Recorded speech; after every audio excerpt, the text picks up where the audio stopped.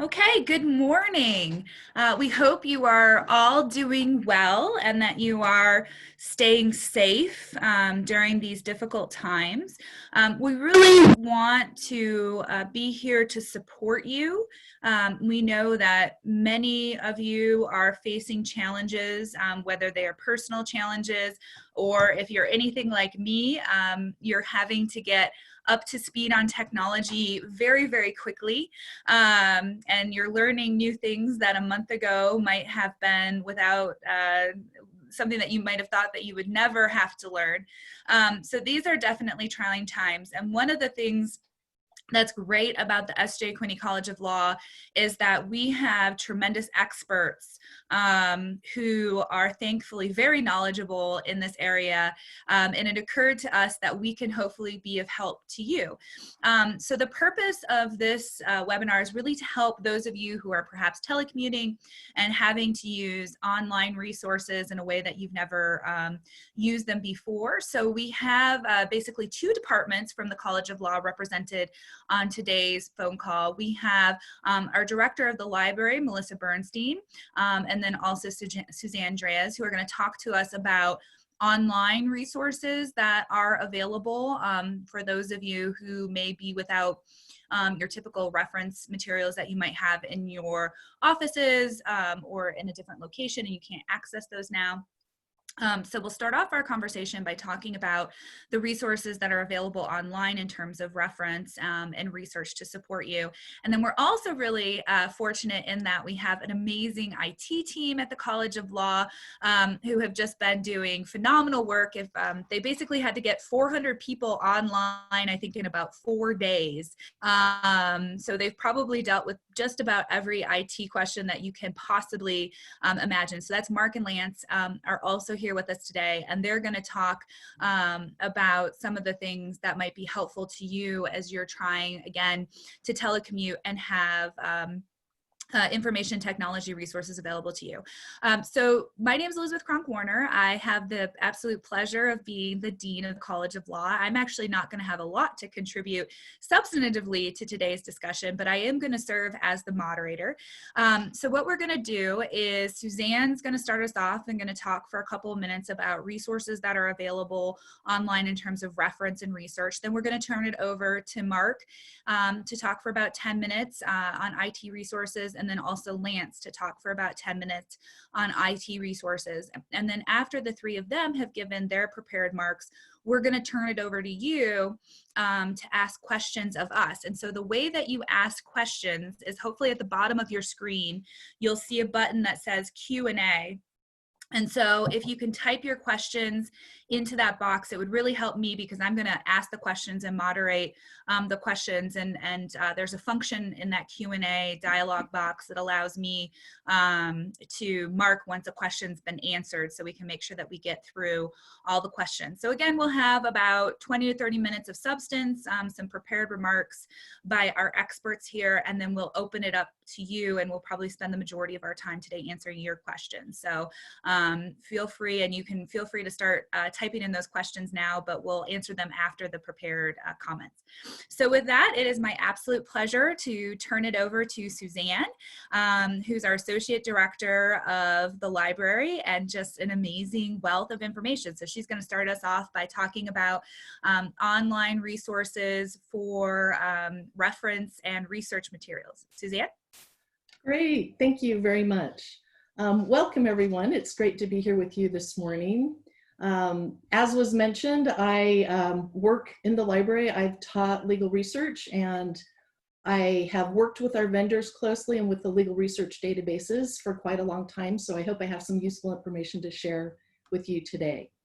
The thing I would like to do is show you a list of free legal research sites that we've compiled, and I'll point out a few things on there that I think would be especially useful to you. So to get to that handout that we've created, I'm going to share my screen with you so you can look at it and see how to get to it from the Law Library's website. So let me do that. Okay, so everybody should be able to see that. And To get to the handout, just go to the library's website. From the main library webpage, just scroll down a little bit, and on the left, you will see these resources and the link to services for our alumni. So if you click on that, you will then see a list of services that we offer to our alums. And at the very top up there, you'll see the link to the handout free legal research sites. So if you open that up, it's a 3-page document. This is part of the first page. And you'll see some of the sites that we feel are the most useful that are free for doing legal research, and that some of these things may help you, especially those of you who have to work remotely. So one thing that I want to point out down here under Hein Online, all of our alumni have access to all of the legal journals and law reviews on Hein Online. We have a subscription for all of you, and this is a great database if you aren't familiar with it or haven't used it. The law reviews go back to volume 1, so it's a complete run, and except for there is an embargo for the most recent year or two. They're also in PDF format, so they're very easy to use. They're searchable, browsable, so that can be a really useful resource for you. And you can see here, to get access to this, you can just email our reference email, or you can email me directly, and I will set up an account for you, and we'll email you the login and password so you can just access those anywhere, wherever you are, through the internet. Another thing that we have, I have talked with our Bloomberg law rep, and Bloomberg is offering, kind of during this pandemic period of crisis that we're experiencing, Bloomberg is offering temporary access for 2 weeks, possibly beyond, of their full Bloomberg law database. And to access that for our alums, just email reference, or you can email me directly, and I will work with the rep and we'll just set up an account for you. But Bloomberg, if you have not had the opportunity to use that database, is an excellent database. It has all the primary sources, and then it has all of the BNA publications, so lots of treatises on many different topics, very authoritative. It also has a lot of business and corporate information, and it contains litigation analytics. So if you haven't had a chance to use those, or if you have used some on Lexis and Westlaw and want to compare to what Bloomberg's doing, that is on there. So that is a great resource too. Another thing I wanted to point out, and those of you who are members of the Utah Bar are probably familiar with this, fast case is available through being a member of the bar. So the bar used to offer Casemaker access to members of the bar, and now in September they switched over to Fast Case. And it is free, of course, free as long as you keep paying your bar dues. But that is a database that's available. If you're not familiar with it, or if you'd like to take a look at it, I am happy to give any of you a quick 5-minute overview of what's on there and how to search it. If you feel like that's helpful, you can contact me later. Another thing I wanted to mention is the state law library. Our building is closed, but the state law library is open for some limited hours. And so there are a couple of things there, like old Utah codes, if you need to know what the law was previous to 1990, or some of the Utah appellate briefs are there. So those are some of the things that I wanted to share with you, and we'll have time for questions. So if you have questions about at the end, so if you have questions about resources or some of the library services that you're particularly interested in, we'll be happy to answer those questions after the presentation. Great. And so now, I'm going to turn the time over to Mark Beekhuizen, who's the Director of Information Technology for the law school. Fantastic. Thanks, Suzanne. I'm glad you went first. Your information is very relevant. I'm also going to share my screen here and have a guide of a PowerPoint here. Hold on here. Got to find the share screen button. Got way too many things up on my screen. And share. Okay, so really quick, I'll get down through this because I think the most important thing is going to be at the end is some question and answers. I won't go into too many detail at this point in some of these tools, but I wanted to introduce you to some of the tools that we use for the College of Law.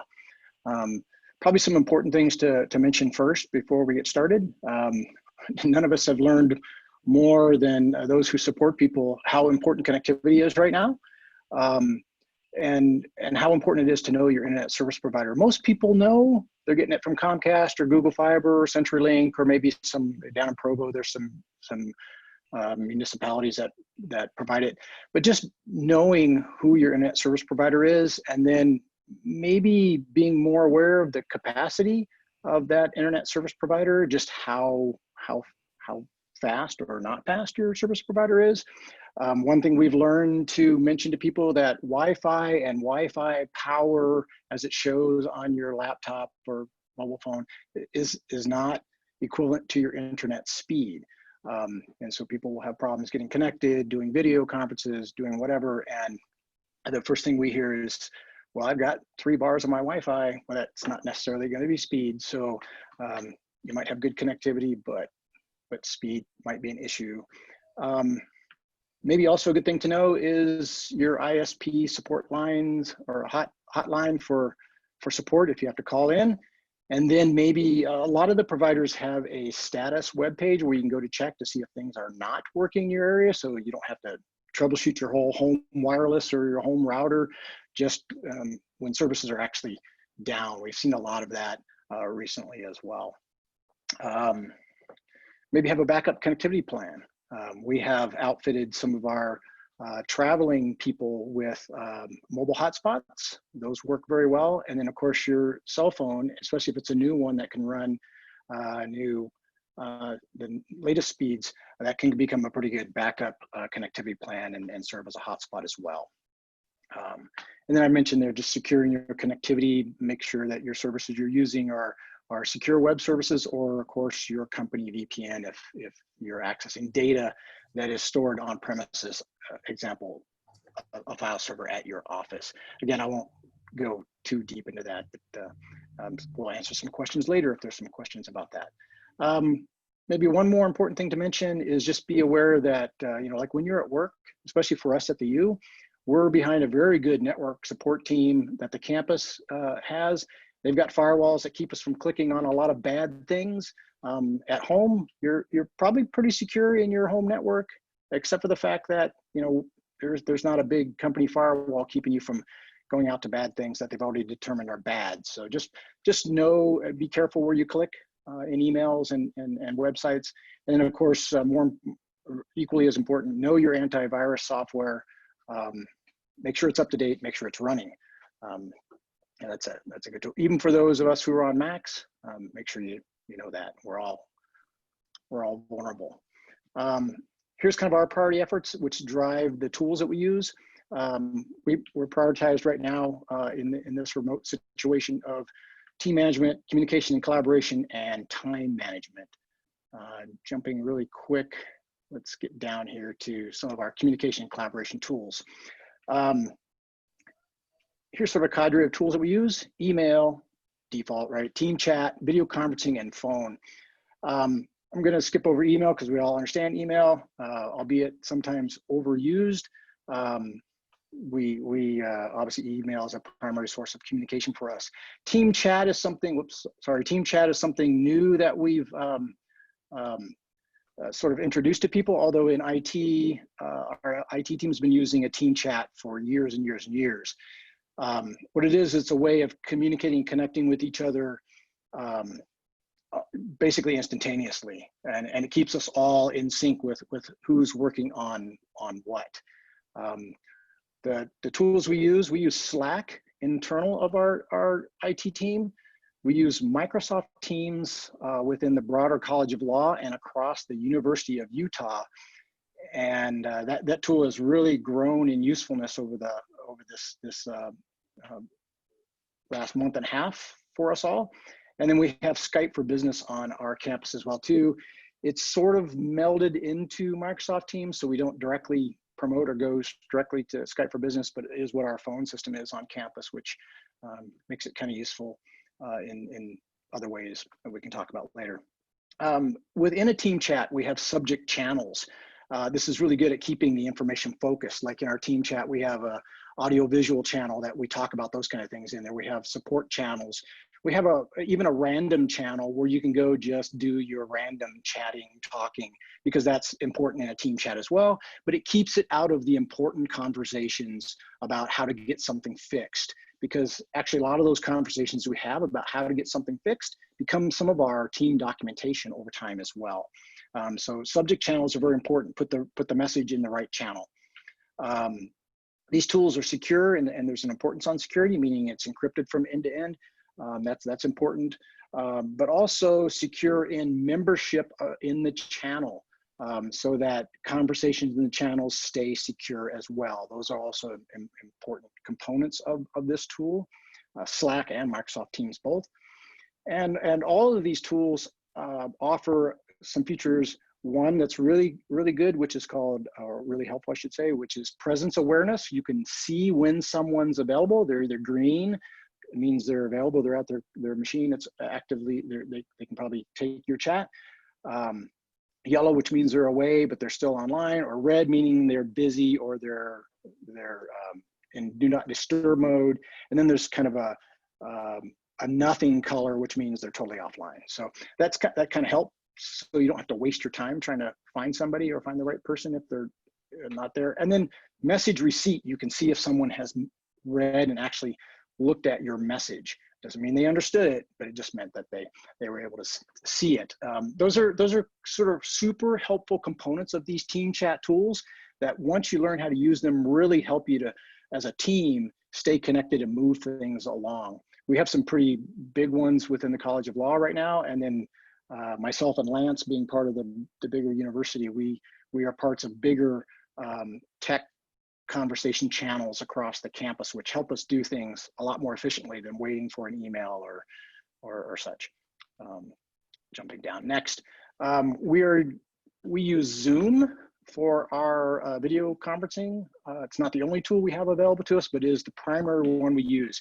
The College of Law, we've been using it for probably a better part of a couple of years now. One, because it's just super quick and easy.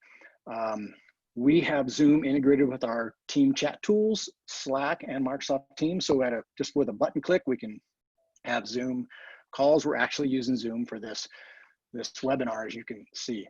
I'm going to touch on this, and then I'm going to open it up to Lance really quick to discuss some of the recent news about Zoom.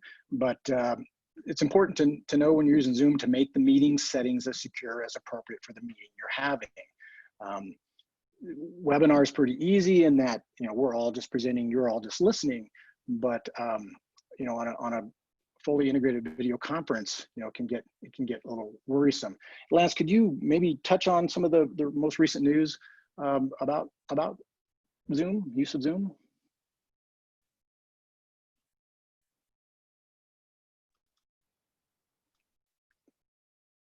Lance, you're muted. You can tell that I'm an IT person because I know how to use Zoom.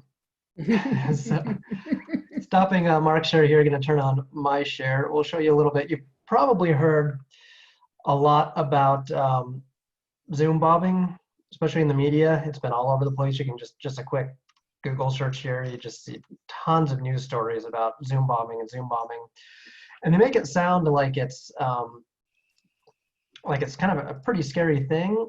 It's really not as bad as it sounds.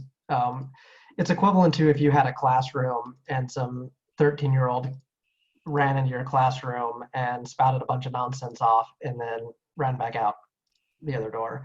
That's basically what's happening with Zoom bombing. Trolls, mostly kids. Sometimes they're organized hate groups, but mostly it's just some kids having fun. They'll join your meeting and they'll start, if you don't have your screen sharing locked down, they'll share your screen and share some inappropriate images or videos, or they may fill up your chat with a bunch of gibberish, or sometimes it could be a little bit more serious, like hate speech. but that's kind of the extent of it. It's really somebody just coming in and disrupting your meeting. They're not hacking your computer. They're not, getting access to your personal data. They're really just trying to disrupt your meeting. So it's really not as scary as maybe the news is making it sound. And it's pretty easy to prevent too. So we'll show you that, some ways to prevent that quickly. And Zoom is also, about a month ago, a couple weeks ago, they stopped all production on new products to just focus on security for the next 90 days. So they're really taking this seriously. And they've already done a lot of things to help. So one of the most important things they've done is, let me share my screen again with you here. They have added this section right here. So it's pretty a little small. I can't actually show you on my screen because I'm doing a webinar right now. Let's see if I can zoom this in. I forget the zoom is. Anyway, there'll be a security button down at the bottom of your Zoom meeting. This is a new feature they've added. If you hit the security button, you'll get a lot of good little options. You can allow participants to share their screen or not, allow them to chat, and allow them to rename themselves. You can turn those on or off. So if somebody comes in and they're putting stuff in the chat group you don't want, you can quickly come in here into security, turn off the chat. They won't be able to chat anymore. If they're sharing their screen in something inappropriate, you can turn off their ability to share their screen. And then you can also, as you can see here, you can lock the meeting. That will keep anybody else from coming in. So you can kick them out of the meeting, and then you can lock it, and that will keep them from coming back in. And I'll show you how to kick them in a second. You can also enable this waiting room. What that does is it'll show you a list of everybody that's waiting and wants to come into the room, and then you can let them in one at a time or all at once. So you can turn that on. So say you're having some problems, you can lock the meeting, kick everybody out that's causing problems, and then turn on the waiting room, and then unlock the meeting. And then you'll see people show up in the list that want to come back in. And if they're the people that you actually want in the meeting, you can bring them back in one at a time. And then you can leave the troublemakers out. And let me show you. So I believe you can see this participant window that I just drug over here. You also have, so here is where you can, like if I come over here to the attendees, if I click on, okay, take Amanda here, I can click on more. I can allow her to chat, or I can chat to her. I can remove her from the meeting. If you're in an actual meeting, you'll have some different options here. You can allow them to rename, you can allow them to share. But really the important thing is you can remove them from the meeting here. So if somebody's causing a problem, don't panic. Just come over here, find them in the list of attendees, or it'll be just participants if it's a meeting, and just click remove. It's really simple, remove them, come in here to your security, lock the meeting, and problem solve. You don't really have to deal with it past that. Also here in this participant list, there's a little button right down here. This is where you'll have a lot of other security options. You can make sure that the panelists are muted on entry. You can allow them to unmute themselves. You can lock the webinar from here as well. This will look a little bit different since we're in a webinar, not a meeting, but most of these features will be the same. So there's also a lot of really good features here. So that's really all you need to know about Zoom bombing. So don't be afraid to use Zoom because of that. It's really not as bad as it sounds. And it's pretty easy to solve, even if it happens to you. And we haven't really had a problem here at the law school. One more thing to do to help to stop that from happening is don't share your meeting widely unless you need to. So if you're putting your meeting link on your website or sending it out to a ton of people, you're more likely to get Zoom bombed the more you've shared that meeting ID. So the less you share it, the less chances people will have of finding it. And there are ways that they can find it even if you haven't shared it, but it's not happening a whole lot, and it's not something you really need to be concerned with, especially when there's so many tools to stop that from happening. And we've got a few other questions that were sent in with Lori that I can answer a little bit later, but before we get to that, Mark, do you have anything else to continue on with? I do have a few things to continue on with here, just real quick. And I don't know what's scarier, Zoom or all the settings that you have to, Zoom bombing or all the settings you have to go through there. So, but definitely, thanks for that, Lance.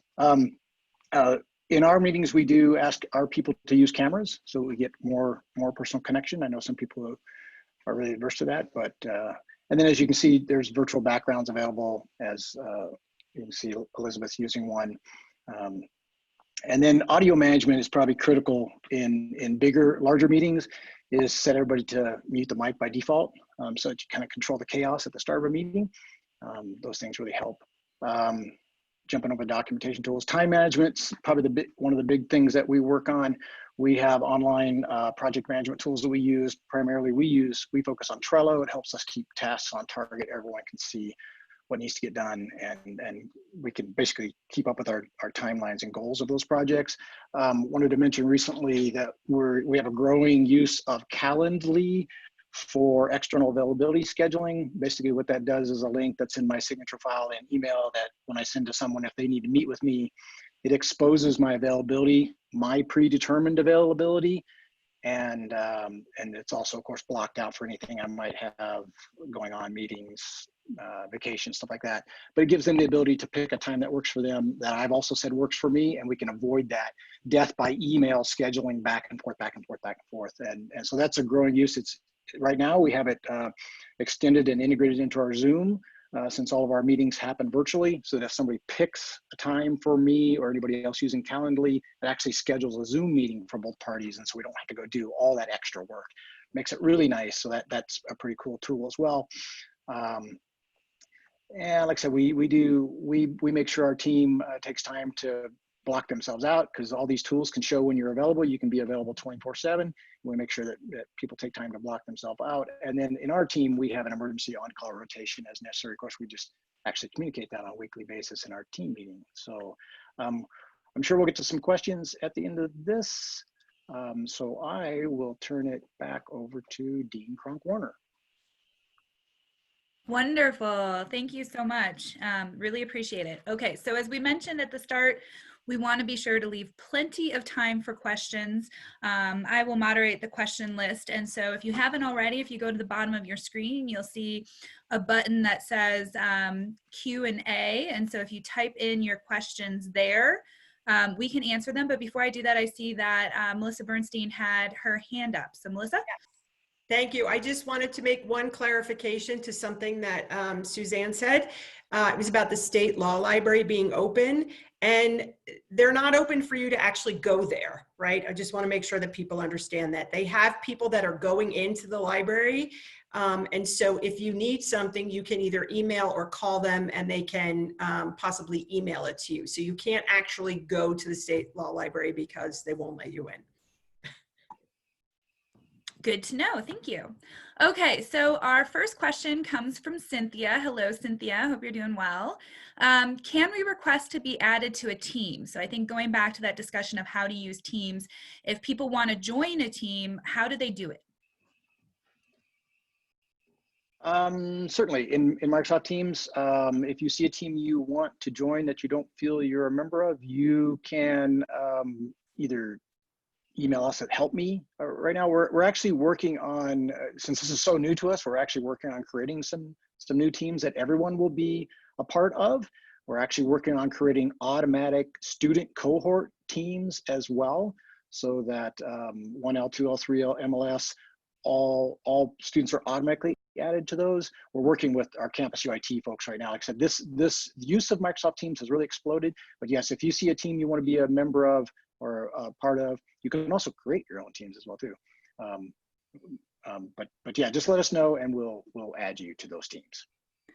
So for those individuals who aren't at the University of Utah and maybe they're really interested in this idea of teams, of course Cynthia is at the University of Utah, but for anybody else who's a participant, how do they find Microsoft Teams? How would they, is that something that they can just go on the web and find and install, but maybe some information on how that could be found? Very good question. I wasn't prepared to answer that background question, because ours is provided to us by our university's association with Microsoft. But yes, Microsoft Teams, as it's advertised on TV, is free. The steps I would imagine would be at microsoft.com, probably /Teams, and you could probably find the client and download that, and probably be running on the Microsoft servers. But I can definitely get more information together and deliver it to anybody who would want that information, they can just contact us through our email addresses at the law school, and we'd be happy to point them in the right direction for that. But it is a very valuable tool.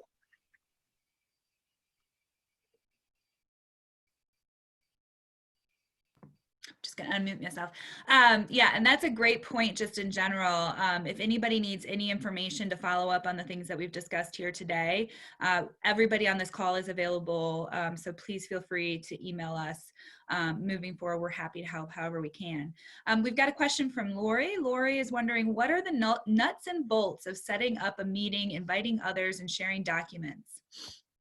So I'll go over that really quickly. I'm actually going to put a link in the chat to my Calendly. You can click on that. You can set up a meeting with me anytime you'd like. It's available to all alumni or staff, faculty, anybody that wants to. I've got time. Click there. You can set up a meeting with me, and I can walk you through this personally if you want. I don't want to get into it too in depth here, but we'll show you a couple quick tips on how to get started. So let me share my screen with you. So first of all, to share the screen, it's pretty easy. You've got this big green share screen button down here. You click share screen, and then you'll have a bunch of options.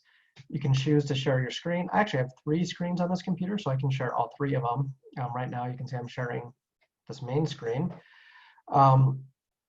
You can also choose, like say I had a PowerPoint window up, I could choose to just share my PowerPoint window. Or I had this a web browser up, so instead I'll do that. So I can choose this, share that. And now you're only seeing that web browser. You're not seeing the rest of my desktop. So that's how you can kind of choose what you want to share and what you don't. And then up at the top of the screen, once you're sharing, you'll have a button that says stop share. That's how you share, just quickly in a nutshell. And again, if you want to get into depth in that more, click on that Calendly link and set a meeting time up with me, for 30 minutes or 60 minutes, and we'll go over that more. Again, to schedule a meeting, the easiest way is just go to zoom.us. You'll sign up for your Zoom account. They're free, and that gives you, I believe, unlimited one-on-one meetings or 40-minute meetings if you have more than one other person in the meeting with you. So if you're doing a group meeting, it's limited to 40 minutes, but it's free if you're just doing one-on-one meetings. Once you've signed up and created your account, you click on this meetings tab and you'll click schedule a new meeting. Once you've done that, you'll type in what you want the meeting to be called, a description of the meeting, and put in the date and the time. Now the date and the time is mostly just so it'll look correct on the calendar. This meeting will actually be live whenever you really want to make the meeting live. So if you set the meeting for an hour and you actually go an hour and a half or 2 hours, if you have a paid account or you're doing one-on-one, that's fine. It doesn't matter. It's not going to cut you off after this 1 hour. Or if you set it to 2 hours, it's not going to cut you off after 2 hours. This is mostly just so when you're sending out the invite, it'll tell you how long you have. You can make it a recurring meeting. You can require registration if you want. That helps with Zoom bombing. You don't really need to do that. I would always recommend you generate an ID automatically and not use your personal ID. That again helps with Zoom bombing. You can require a password if you want. You can type whatever you want on the password again to help with the security in the Zoom bombing. Videos, whether you want the participants and the host to have video on or off. Audio, just always leave this to both. You don't need to worry about that. Joining before host, that allows you to allows the attendees to join before you have joined the meeting. That makes it a little bit less secure, but it makes it kind of nice. People can get in and chat with each other before you've started the meeting. Up to you. I would always recommend you mute participants on entry. That way, if somebody forgets to mute themselves, you don't have to listen to them. Waiting room we talked about earlier. With the Zoom bombing, you can turn the waiting room on and allow people into your room one by one. Only authenticated users can join. That means somebody has to sign into Zoom to be able to join your meeting. It makes it harder for people to join your meeting, but also helps with the Zoom bombing. Breakout rooms, you probably won't really need to do those unless you're teaching a class. We can go over those in more depth if you set up an appointment with me. And you can record your meeting either on your local computer or in the cloud if you want to view it later. You don't need to worry about this. You actually probably won't see this. This is more for the university. And you can set up an alternate host if you want somebody else to be able to host your meeting as well. So that's just a really quick overview of how to set up a meeting. Again, if you want more in-depth schedule an appointment with me, and we'll be happy to walk you through and answer any questions you may have. And Lance, just to clarify, for those of us who have experienced where we have been kicked off a Zoom meeting. So for example, my son's daycare has been setting up Zoom meetings and they got kicked off after 40 minutes. That's because they're using a free Zoom account that had more than a one-on-one. So if you're using the free Zoom account and it's more than just two people, right? One-on-one conversation, you're gonna get kicked off after 40 minutes. That's right, That's right? correct. Yep. And I think it's only $15 a month for a Zoom account, so it's not horribly expensive if you want to have a paid account.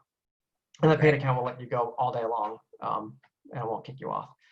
And you can do, with a free account, you can do one-on-one. So a lot of the lawyers here may be wanting to just have one-on-one meetings with their clients, and that's fine. You can do that for free. But if you want to bring in, some other attorneys or other family members and bring more of a group meeting in, that's when you'd be limited to 40 minutes without a paid account. Thank you. And just to clarify, so everybody, Mark and Lance have mentioned their Calendly accounts. If you go into the chat function, they've provided links to their calendar so you can set up with a meeting with them if there's something you want to go more in depth. So that's where they're posting that information. Okay, so back to our questions. Cynthia's asking, how do you actually put one of the backgrounds on the screen? What are the steps? Mine actually, I don't know, that's why I haven't done it. So I can try to show you here. Unfortunately, this feature is a little finicky. Your computer has to be powerful enough to do it, and you have to be running the right software. I've lost the ability to do it, so I can't really show you. I think when I updated my video drivers, my settings for this went away.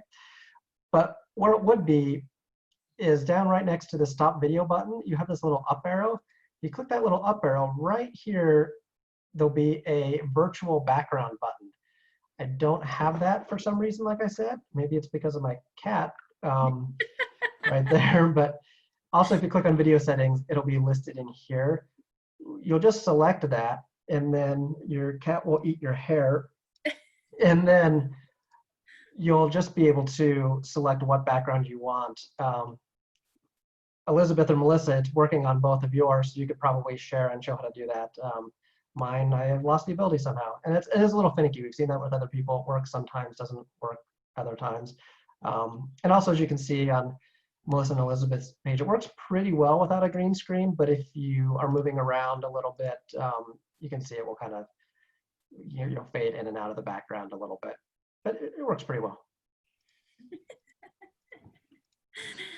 Okay, any other questions that people have? Again, if you type your question into the Q&A box at the bottom of the screen, we will be happy to answer it.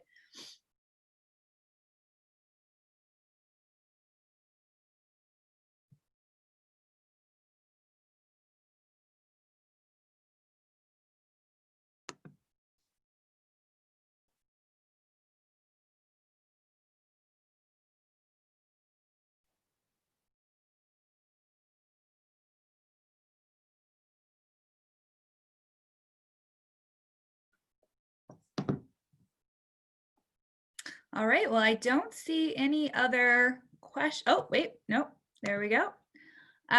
This question comes from John. Maybe state the help me at law email for additional questions.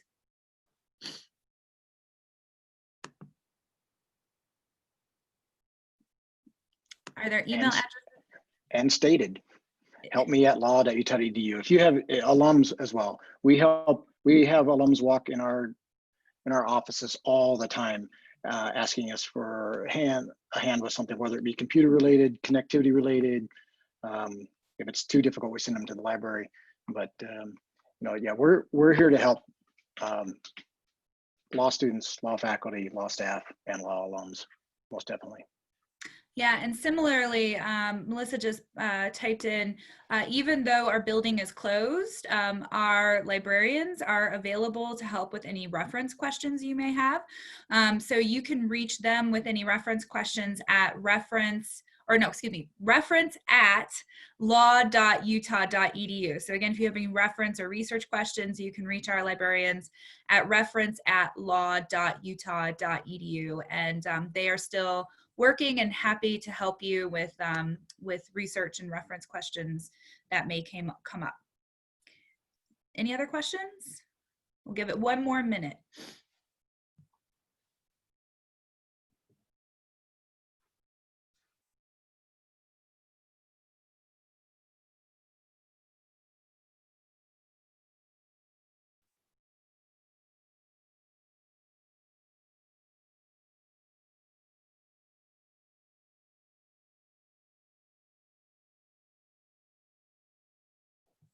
Here we go. I got another question. Oh, Jason says, thank you all for the webinar. Thank you, Jason. It's absolutely our pleasure. And that's kind of a nice segue. I want to thank all of our panelists for taking the time today to be with us. Again, we're here for you. The reason why we wanted to host this is because we want you to think of us as a resource to help with your IT and your reference and research needs. We know that these are very trying times, and so we want to be here to support you when we can. So again, you've got the general help email if you want to generally email, or you also have the general reference help email. We stand ready to support you. Also in the chat box again, both Mark and Lance have made their Calendly accounts available so that if you want to email them and set up a time to chat with them directly about any technological issues that you may be encountering, they would be happy to meet with you. And again, we're just here to support you. So if there's anything we can do to support you in these trying times, let us know. Thank you for taking an hour out of your day to meet with us. And we hope that you stay well and you stay safe. And we look forward to seeing you again in person someday. So thank you so much. Bye, everyone.